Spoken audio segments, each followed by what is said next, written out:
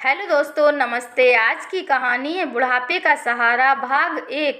जिस बेटे को दीनानाथ जी अपने बुढ़ापे का सहारा समझते थे, उसने एक ऐसी लड़की से शादी कर ली जिसकी सच्चाई जानकर दीनानाथ जी को भरी सर्दी में भी पसीना आ गया और वह सोचने लगे, ऐसे बहू के साथ हमारा बुढ़ापा कैसे कटेगा।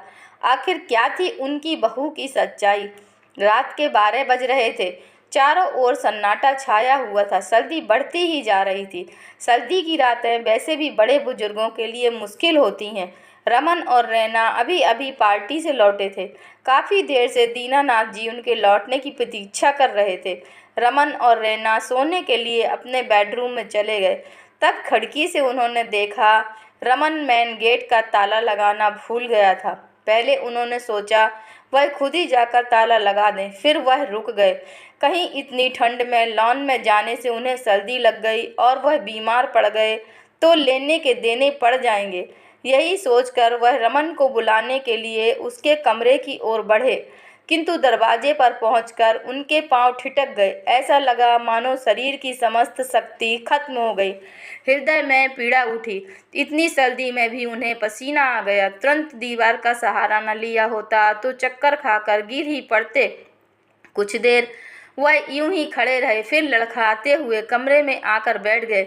उनकी पत्नी ममता गहरी नींद में सोई हुई थी। एक पल को उनकी इच्छा हुई वह ममता को जगाकर अपनी हालत के बारे में बताएं, किंतु दूसरे ही पल उन्होंने इरादा त्याग दिया।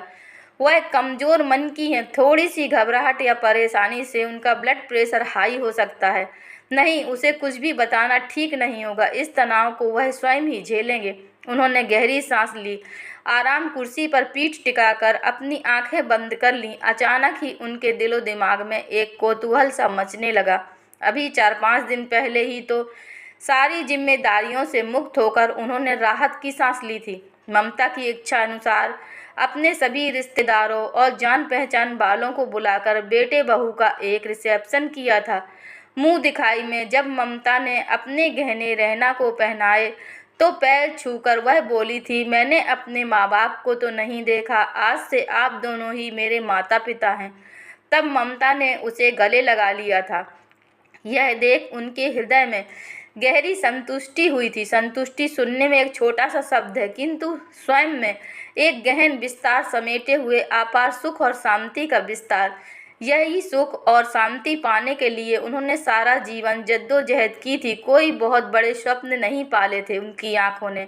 पढ़ाई में वह शुरुआत से ही अच्छे थे, सो आराम से एक सरकारी नौकरी मिल गई उन्हें। जब शादी की बात चली तो माँ बाप की पसंद की लड़की को हाँ कर दी। ममता ने भी अपने नाम के अनुसार अपने मधुर स्वभाव और कर्तव्य निष्ठा के दम पर यह साबित कर दिया कि उन्हें जीवन साथी के रूप में चुनकर उन्होंने कोई भूल नहीं की थी। कुछ सालों बाद वह एक बेटी और एक बेटे के पिता भी बन गए। ममता की दो ही इच्छाएं थीं, अपना खुद का घर और बेटे बेटी की अच्छे परिवार में शादी। किंतु दीनानाथ जी सबसे पहले अपने बच्चों को उच्च शिक्षा दिलवाना चाहते थे और इसके लिए वह हर माह अपनी सैलरी का एक बड़ा हिस्सा कटवा देते थे। इस कारण ममता का हाथ सदैव तंग ही रहा। ना तो वह बेचारी कभी अपने शौक पूरे कर पाई और ना ही खुले हाथों से खर्च कर पाई। बेटी ने जब पढ़ाई पूरी कर ली तो उन्होंने जमा की गई राशि का एक बड़ा हिस्सा निकालकर उसकी अच्छे परिवार में शादी कर दी। बेटा रमन सीए करके एक मल्टीनेशनल कंपनी में जॉब करने लगा था। 1 साल बाद वह रिटायर हुए तो सरकारी मकान छोड़ना पड़ा था, सो जल्दी ही उन्होंने दौड़ धूप करके रिटायरमेंट में मिले पैसों से शहर से बाहर बनी कॉलोनी में एक मकान खरीद लिया। अच्छी कॉलोनी में इतना बड़ा मकान पाकर ममता बहुत प्रसन्न थी। उसका सपना पूरा हो गया था। आसपास सभी पढ़े लिखे लोग थे, माहौल भी अच्छा था। उसकी बरसों की इच्छा पूरी हो गई थी, किंतु 3 लाख रुपयों को छोड़कर उनकी सारी जमा पूंजी समाप्त हो गई थी। अब रमन का विवाह कैसे होगा, ममता अक्सर चिंता करती।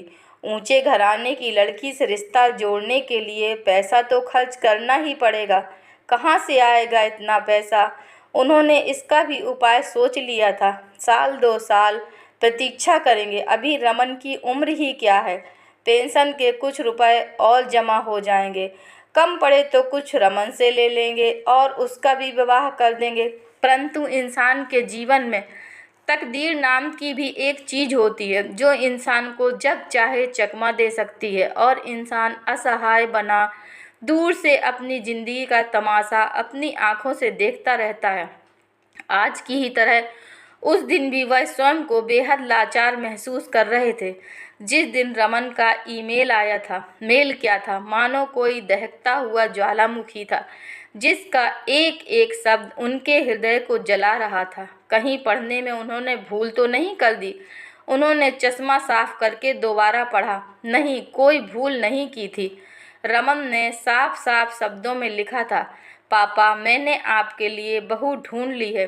उसका नाम रैना है, सुंदर, सुशील और बुद्धिमान, बिल्कुल आपके और मेरे सपनों के अनुरूप। आज सुबह ही मैंने उससे शादी की है। मैं जानता हूँ आपने और मम्मी ने मेरे विवाह को लेकर बहुत से सपने देखे होंगे, लेकिन मेरी खुशी आप दोनों के लिए सबसे बढ़कर है। रैना का दुनिया में कोई नहीं है, वह अनाथ है। अब मैं और आप दोनों ही उसके सब कुछ हैं, इसलिए मैं उसे लेकर घर आ रहा हूँ। मुझे विश्वास है आप दोनों उससे मिलकर बहुत खुश होंगे। वह सन्न रह गए थे। कैसे बेटे ने इतना बड़ा कदम उठा लिया? कितनी देर तक कमरे में बैठे इस असहनीय पीड़ा को झेलने का प्रयास करते रहे। फिर हुई चिंता ममता की। उसे जब पता चलेगा रो रो कर बुरा हाल कर लेगी। माँ है, आखिर कैसे बर्दाश्त करेगी इतना बड़ा सदमा। रमन ने जिस लड़की से शादी की, आखिर वह कौन थी? यह जानने के लिए पढ़िए बुढ़ापे का सहारा भाग 2। धन्यवाद।